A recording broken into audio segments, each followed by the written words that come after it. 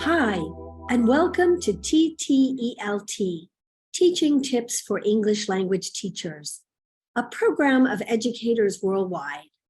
I'm your host today, Melanie Gobert. Hello, everyone. This is Melanie Gobert, your host for today's episode of TTELT, Teaching Tips for English Language Teachers, a program of educators worldwide. Joining us on today's episode is Kamiya Abdulkhakimovar from KIMEP University in Kazakhstan. Welcome. Thank you very much, Melanie. Good to see you. Kamiya is going to be talking to us about synchronized online learning at her university during the time of COVID. Yeah, well, we all spent through all that difficult time for us. And yeah, for some of us, it was a kind of like smooth shift from offline, like traditional classes, to online.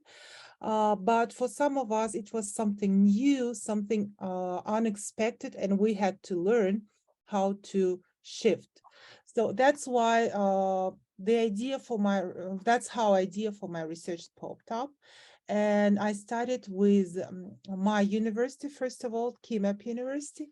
And of course, I asked, and I'm still in process, asking for experience of other universities, both in Kazakhstan and other countries. And why do you think you needed to research this topic? Well, first of all, for future, because if we have a good experience, and I'm sure many of us had considered that a good experience, we can offer, especially in the 21st century, we can offer online classes for students, which widens opportunities for bettering our education processes. So why not as an option? So has your university continued with a hybrid model to offer some teaching and learning online and some face-to-face? We are in the process. We haven't offered that, but until the last semester, this spring semester, we've been considering both models of teaching just in case, because I mean, it's still, like, you know, COVID is still exists. And we've been considering both modes of or education to be offered.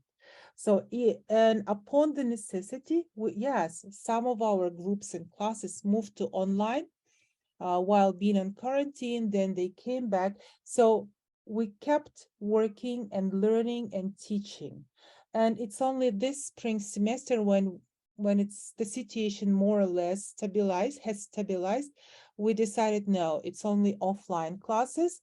But as we already have an experience, we are our administration is considering what we could do with that experience, just to move on, not to leave it behind. And what were some of the challenges you encountered during the shift to online learning? Well, I think I can talk about personal challenges, but first of all, I mean, it's experience. Some of us had no experience of teaching online at all. The others have experience teaching on Skype, so tutoring, for example, but not much experience and not teaching in such big groups. And plus, it's okay for the smaller groups, like 10, 15 people, but think of the lectures, how you can make lectures interactive, having 30 plus students in a class and keep them focused. So for us, it was a challenge. I personally mostly teach more practical classes. So probably it's easier for me. Plus, I had experience, 3 years experience before that teaching via Zoom. But still, even with that experience, I was teaching small groups, 2, 3 students. And now it's a group of 10 plus. So it's really challenging. We've been learning methodology again. We've been learning how to teach them students online. Fortunately, we had Zoom. which is much better than Skype. So yeah, plus the university support, the university administration support. Okay, what about the students? Did they have any challenges? They also had some challenges, one of which was they stayed at home. They stayed at home, depending on their place, they might have problems with internet. That's first challenge. Second, when you are at home, through the time, the understanding, the idea of being in the classroom disappears. And like for students, it was like parents see you being at home and they don't take it as serious, like sitting in front of the computer. They don't take it very serious. So you have to take care of your smaller ones, younger ones. You have to do the housework. You have to study at the same time. And they literally were doing everything at the same time. I had a student who had to leave his house and like going to the garden outside. He lived in a private house. So he went to the garden and he was studying there. He was hiding so not to get involved into any house like responsibilities or things. Because through the time, this line disappears. I mean, like, you are at home. Do what you have to do. So that was one of the main challenges the students were talking about and complaining. Actually, they were complaining, but still, it's not the only one. Yeah. You were also talking about some of the social challenges. How has that impacted the students you currently have to have not been with their peers for 2 years? Well, in our case, so first of all, of course, when we shift to online, the psychological support was provided both for faculty and for students. That was provided besides the technological, methodological support. So psychological was on the first one, psychological support. Plus, we organized some socializing events online, but we've been celebrating that, which give the opportunity to students to keep in touch, especially freshmen, to get to know to each other. The WhatsApp chats were created for them so they could contact there. So when we came back to the offline mode, I could say that it was successful because I saw my students. The first thing some of my students did is just came to my office saying hello, look at us in real life. And yeah, so they kept in touch even after they were back to the traditional mode of study. And they said, according to them, it helped them a lot to get to know to each other, not to feel isolated, because we all were isolated. What recommendations would you give in the future for online learning? Well, the experience shows that it's different from traditional mode of teaching and learning. So probably to be open to any kind of learning, everything can happen. And the online learning is one of the opportunities that we should use, both as students, as and teachers. So probably not to forget about this experience, but keep developing our skills, grow professionally, and let students and teachers, faculty as well, to benefit from that experience. Let's talk about deep learning for just a moment, okay? Mm-hmm.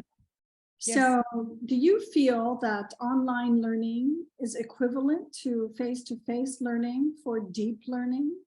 Not exactly, to be honest, because when it's face-to-face learning, you use this multiple intelligence more successfully rather than you're online.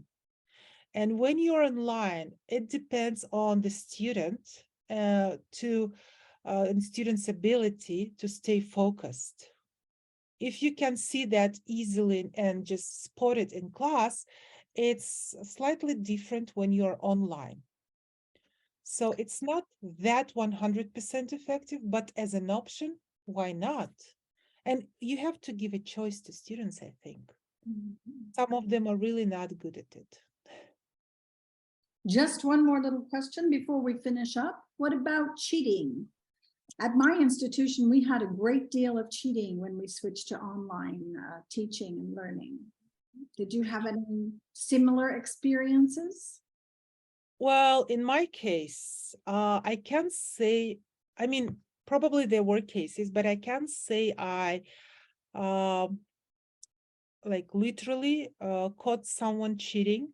However, we were during the exam time, we were using several gadgets just to decrease the level. I mean, like to make sure they're not cheating.